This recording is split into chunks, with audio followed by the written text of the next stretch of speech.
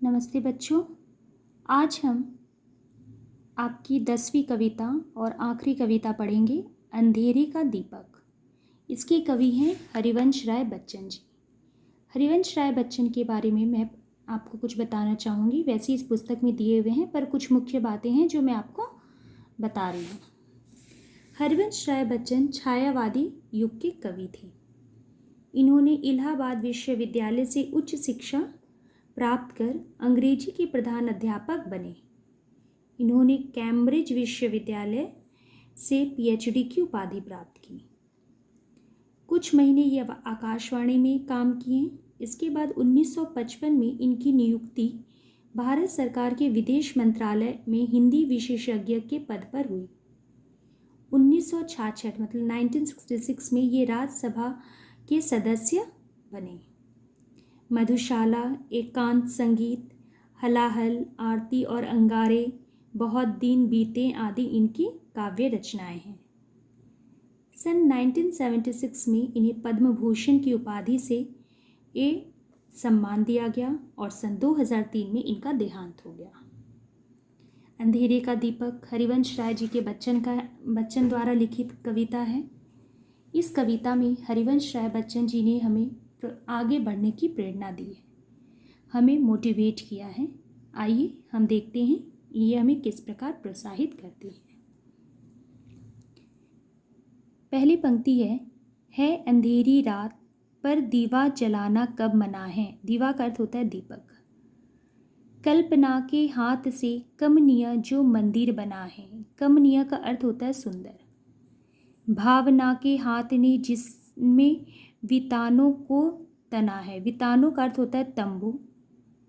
स्वप्न ने अपने करों से था जिसे रुचि से संवारा। स्वर्ग के दुष्प्राय रंगों से रसों से जो सना था।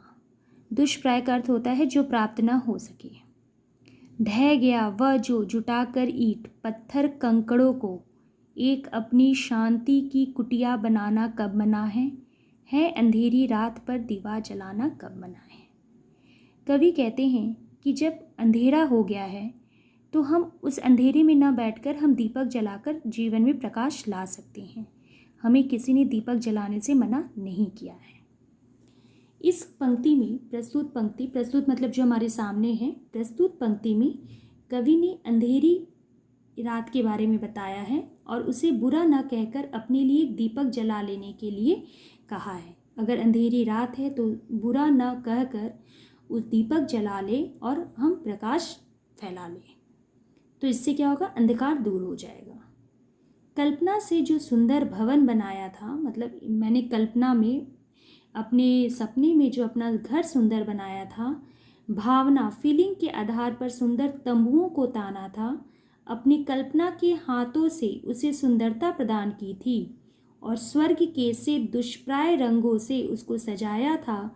यदि वह सपने का घर टूट गया तो उसके बिखरे हुए सामानों को लेकर एकजुट करके हमें फिर से एक कुटिया अर्थात घर बना लेना चाहिए जिसमें शांति से हम रह सकें। अर्थात विनाश के बाद ही निर्माण की प्रक्रिया चलती रहनी चाहिए। विनाश के बाद ही निर्माण होता है, बिना निर्माण के हम जीवन में आगे नहीं बढ़ सकते। अगली पंक्ति है, बादलों की अश्रु से धोया गया नवनील नीलम का बनाया था गया मधुपात्र मनमोहक मनोरम। प्रथम उषा की किरण की लालिमा सी लाल मदिरा, मदिरा का अर्थ होता है शराब, थी उसी में चमचमाती नव घनों में चंचला सम। वह अगर टूटा मिलाकर दोनों हाथ की हथेली, एक निर्मल स्रोत से तृष्णा बुझाना कब मना है अंधेरी रात पर दीवा जलाना कब मना है। अर्थ समझ लो बच्चों पहले शब्दों के। नील नीलम, नीलम का अर्थ होता है नीलम, मणि को कहा गया है। नील नीलम का अर्थ होता है नीला आकाश। मधु पात्र का अर्थ होता है शराब पीने का पात्र और मनोरम का अर्थ होता है सुंदर। लालिमा का अर्थ होता है लाल, लाल मदिरा मतलब लाल शराब। नव घनों का अर्थ होता है नए बादल। चंचला का अर्थ होता है बिजली के समान। निर्मल मतलब होता है स्वच्छ। स्रोत का अर्थ होता है साफ पानी का झरना और तृष्णा का अर्थ होता है प्यास। दूसरी पंक्ति में कवि कहते हैं कि मनुष्य को यदि मदिरा ना मिल पाए, मतलब शराब अगर नहीं मिलता है, तो जल जो होता है ना, पानी से ही अपनी प्यास बुझा लेनी चाहिए। क्योंकि अगर शराब ना मिले तो पानी ही एकमात्र उपाय है जिससे हम अपनी प्यास बुझा सकते हैं। किसी नुकसान पर उदास ना होकर हमें खुश होने का प्रयास करना चाहिए।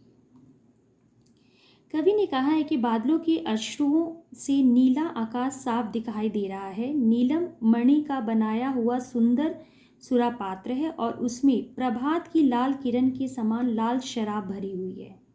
उसमें ऐसे ही चमक रही है जैसे नए बादलों में बिजली चमक रही हो।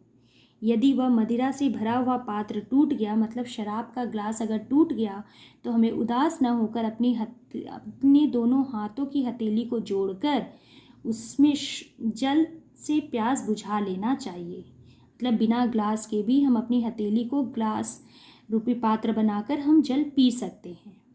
अर्थात सुख रूपी मदिरा का पात्र टूट गया है तो दुख न मनाकर संतोष रूपी प्यास सादा जल से बुझानी चाहिए। किसी से बिछड़ जाने पर अधिक दुखी ना होकर धीरज रखना चाहिए। कवि हरिवंश राय बच्चन ने हमें यहाँ पे सुझाव दिया है कि हमें किसी भी हालत पर रुकना नहीं चाहिए और उदास नहीं होना चाहिए। उस दुख की घड़ी का निवारण सोचना चाहिए, उसका सल्यूशन ढूंढना चाहिए। अगली पंक्ति, तीसरी पंक्ति हम अगली वीडियो में पढ़ेंगे।